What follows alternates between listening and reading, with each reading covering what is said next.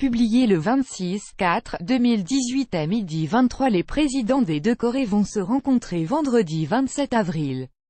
C'est une première historique. C'est la rencontre de tous les records, la rencontre de tous les possibles, la rencontre de tous les mystères, la rencontre de toutes les inconnues.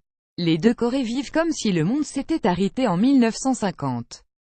L'imaginaire de la guerre froide est ici resté intact quand il a disparu partout ailleurs. Mais depuis, tout a changé.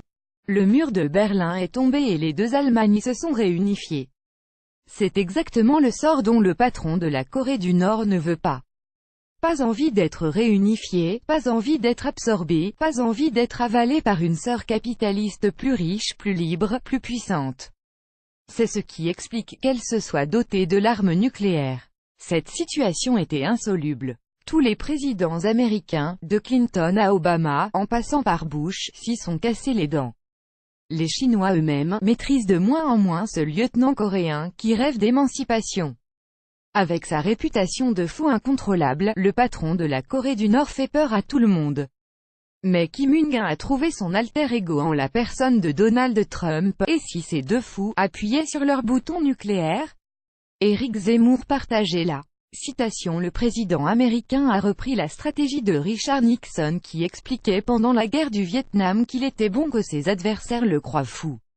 Cela le rendait imprévisible et donc plus inquiétant. Bien sûr, les responsables américains savent qu'ils sont coincés, qu'ils ne pourront jamais bombarder un pays qui a des capacités de riposte nucléaire. Mais Trump, malgré tout, a fini par le faire croire.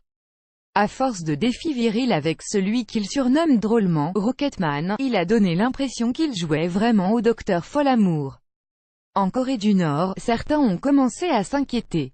Et si ce fou appuyait sur le bouton, à Séoul, en Corée du Sud, on s'est encore plus inquiété. Et si ces deux fous appuyaient sur leur bouton nucléaire? Où joueraient-ils? Sur le territoire de la Corée du Sud. Elle s'est donc rapprochée du Nord.